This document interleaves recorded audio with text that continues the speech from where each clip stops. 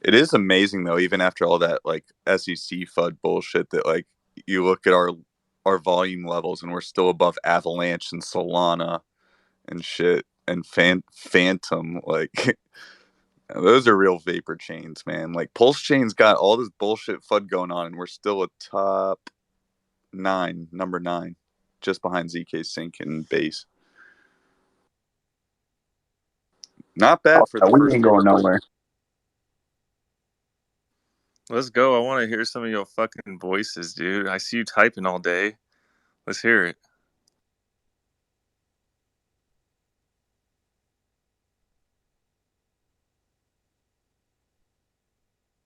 Motherfuckers.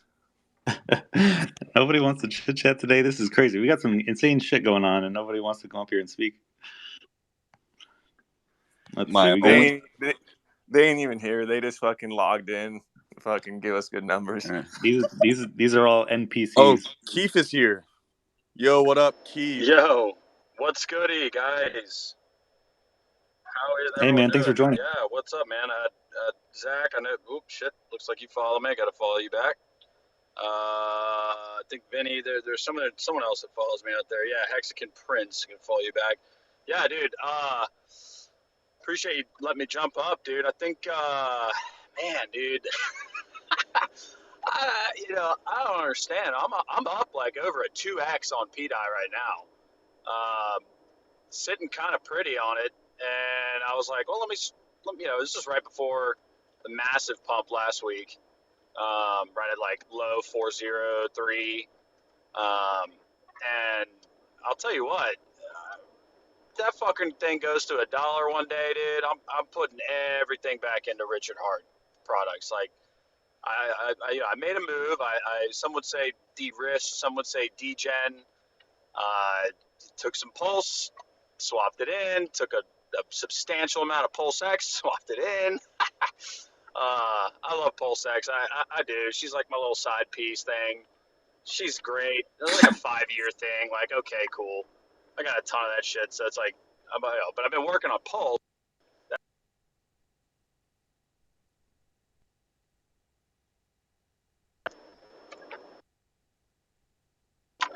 Sorry, can you guys hear me? I had a call come in.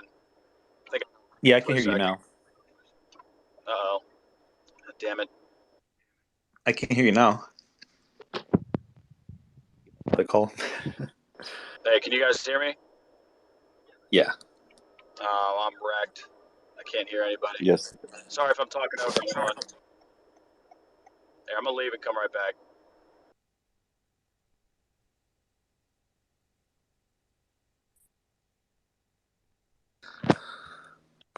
You guys, this is awesome.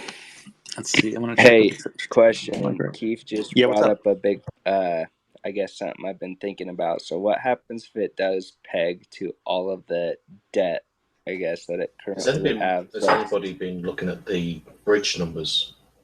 The debt. I noticed on the when Axie's Alive did his live stream with Verse, I think it was 88.6 million. I think it was. Looking at it now, I think we're at 1.5 million. Is it, or 2 million net? Yeah, 2 million net positive since then. So that's what, about 36 hours, I think. So I don't know. Feels like some money's starting to head into the ecosystem, the general ecosystem. So I'd imagine that we'll see some of that. So what happens when everybody wants to sell at $1? Because that's the play, right? Let's all buy it now, hold to $1, and then we're going to put it back. So how does this thing stay pegged with all the debt that it's going to have? Just keep an eye on it, because I think it's gone up about 300 grand in the last three or 4 hours. So I don't think you can hear me. Keep an eye on that. I can hear both of you. I don't know if he can hear you though. Go ahead, Josh. Go ahead, Josh. Oh, can you guys not hear me? No, I can hear you just fine, Josh. Oh yeah. So I was just saying, what's gonna happen? Keith brought up a good point that I've been thinking about. When this thing does get close to $1, there's gonna be a ton of debt that all of us. So all of us that bought now, it's going to be massive sell pressure. All of the people that hold millions on ETH that got it copied over, how is this thing going to remain peg when we have massive amounts to sell?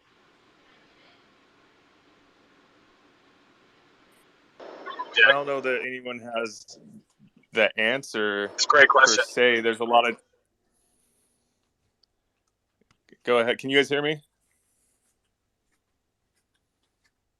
Yeah, we can hear you. Yeah, we hear you.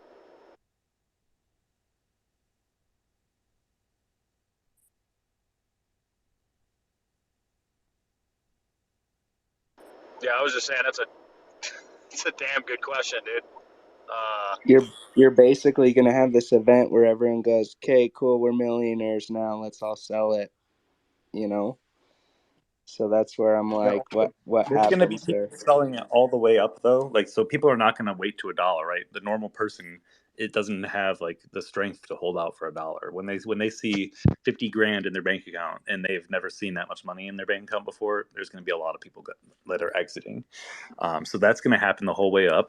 Also, the liquidity pools in Atropa and all the other pairs, they're growing always. They're always adding more PDI to the Atropa pool, and it's all being burned basically. So there's going to be less and less PDI available over time.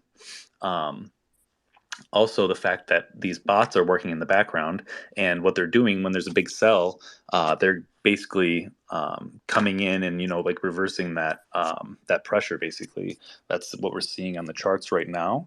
And I guess nobody could really answer that question for sure. But all we can really say is that there's a lot of stuff that we don't know that's going on in the background. That's kind of pointing us into the direction of it could possibly. More so than not, become stable at $1 through mechanisms that we're just not aware of.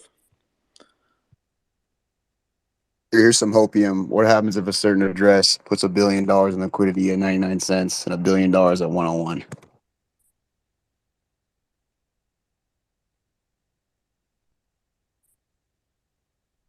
I'm not sure.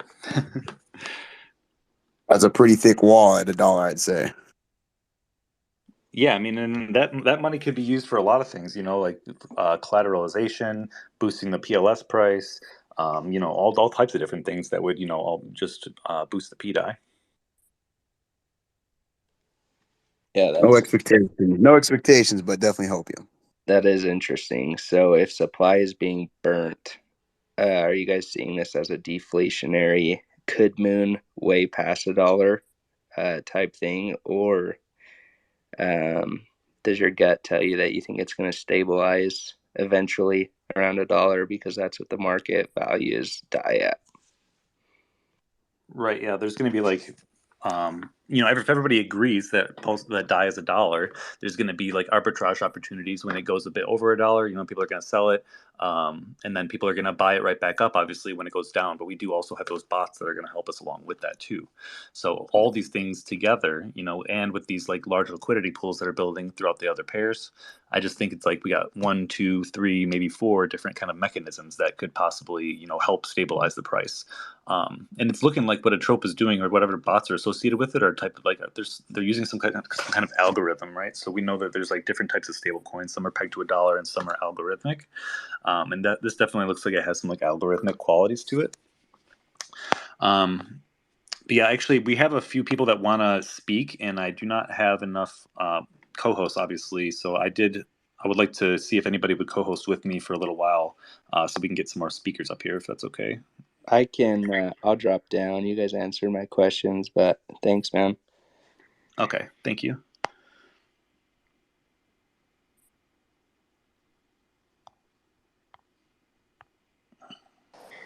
Yo, what's up, guys? Can you hear me? Yeah, so love the conversation going on. It's been pretty awesome. I just want to throw in something I found when I was looking at the Claude thing. It was telling me that it's capped at like 10% movement each day on the Atropa contract, like balancing it out. Thought that was kind of interesting. Say that one more time. the when I was looking on Claude, the Atropa contract it was saying was capped at a 10% like balancing effect. That might have something to do with the algorithm there. Of course, it's all What kind of speculation. question do you have to ask it to get that kind of response? I asked it how long it would take to peg to $1, right? And it was giving me something like 25 days, depending on market factors, which obviously it's a little bit of hopium there, right? But That's wild, man. yeah, I'm trying to pull it back up. It like disappeared because I started asking it other questions. We'll see if it'll give me the same response again.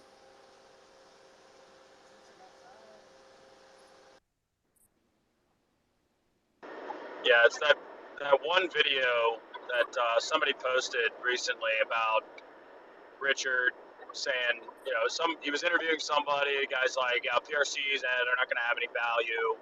And Richard was like, no, I've got some tricks up my sleeves, et cetera, et cetera. And I'm thinking to myself, that just like kind of sticks with me. I mean, you got to go back and watch Richard. He says so many fucking things. Like, no one really like understands when he like says certain subliminal things to us. Like, there may or may not be opportunity. Like, there's some very choice words with what he says. Obviously, he's never going to shill any other coin.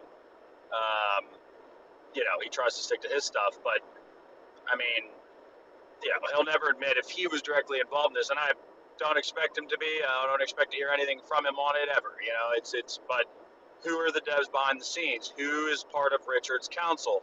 This is a lot bigger than people realize with what they're doing, and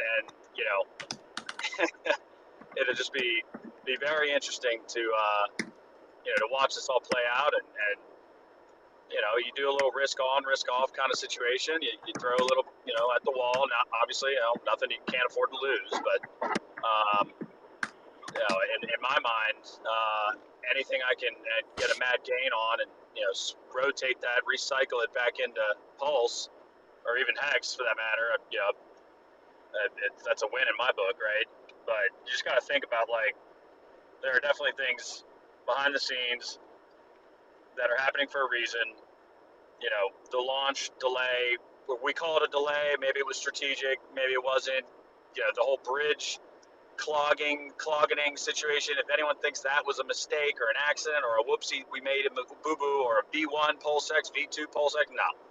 This is all strategic execution and 5D chess, right? With socioeconomic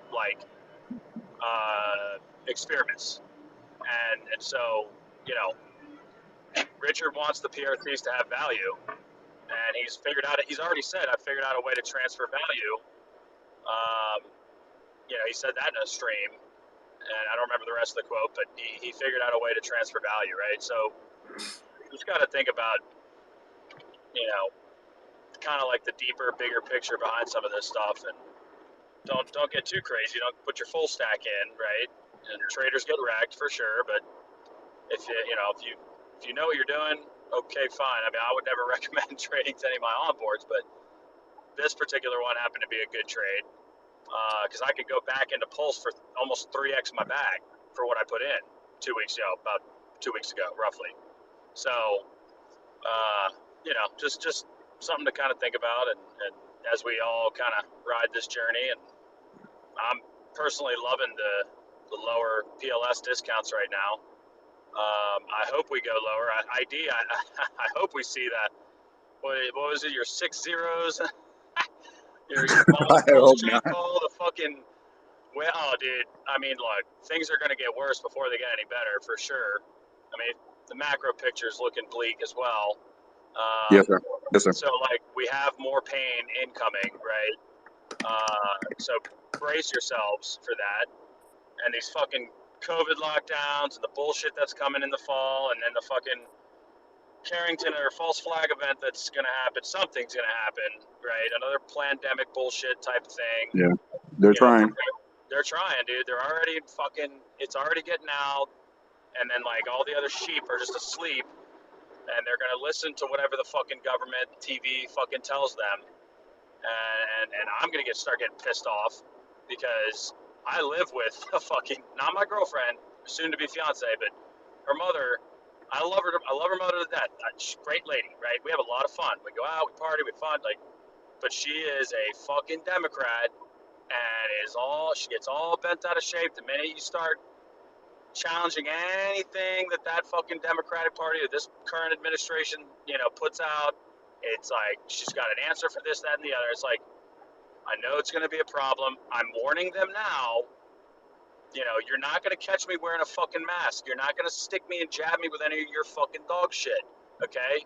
You're not going to put me back into the box that I've already escaped from, thanks to Hex, Richard Hart, Pulse Chain, the Hexagon community especially too. A lot of solid guys out there that are fucking truthers that have said some shit to me where I'm like, holy fuck, what?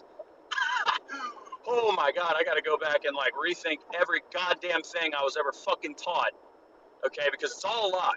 It's all a fucking lie. It's all designed to keep you living in a fucking matrix, in a little box, thinking that you're on some tiny little blue speck planet in this ever-expanding universe, so you could never dream to be anything bigger than this tiny little speck, and your brain can't comprehend it, and you don't know shit about fuck, and when all it takes is a little bit of decalcification of the pineal gland, some clean water, some grounding, some resonating in, with your inner electrical nervous system to fucking reset yourself, open your goddamn eyes, and honestly listen to Richard Hart. I mean, because I was a big stock guy, and then found Hex early 21 and started listening to Richard's videos. Come to find out, eventually everything is routed through the DTCC, Depository Trust and Clearinghouse Corporation. Complete scam. I mean, every fucking major stock market index fund brokerage. Your broker with Fidelity or E-Trade or fucking Morgan Stanley. They don't even own your stock. They don't even have the stock. They have to go through the DTCC. So like, you have a username and a password to a fucking ledger that sits on someone else's balance sheet from another guy that's wholesaling on another guy's balance sheet. Preach. So it's like, you're fucking, if you're listening to anything on the mainstream media, the TV, whatever, get off that shit. Start focusing on Richard Hart's products. Get some blue chip tickers. If you want to degen into some other PRCs, I'm not going to tell you no. Just be careful. Do your research. Try to apply the Richard Hart ethos, right? No admin keys, immutable code if possible, but I don't really know if there is a lot of other immutable code out there other than Hex. Something with good liquidity. It's got, decent utility of some kind, or memes can be considered a utility, right? I mean, there's an argument there. I get it, but find something. Get your hands on Richard Hart blue chip tickers. Allocate a little bit to some other degen shit if you want, but wake the fuck up and brace yourself. Because things are going to get worse before they get better. But I feel like I'm on a raft or Richard's Ark, right? Like Noah's Ark, right? Like I'm on the ship, and I feel safe, and I feel way better in this ecosystem than I do, having any kind of dirty fiat sitting in a fucking banking cartel bank account, right? Like, you do have to rub shoulders with the cartel. You do. You don't have a choice. You gotta fucking deal with it. But hold on out. There are things I think that should turn around for the better. I think the cabal is losing control of definitely the military tech, the weaponry. There's still some control on the monetary system. There's control on the governments and the media. But I think we're seeing a faction split. I think we're seeing some like inner family strife going on right now, and I think Richard and his council or his people, his team, is whoever has part of the multi-sig on the OA address. I'm not saying it's Richard, but there's definitely other people involved with this besides him. He's just he's the president, the front runner, the founder, the marketing guy, the lead guy, right? The front man in the band, right? Let the bands play.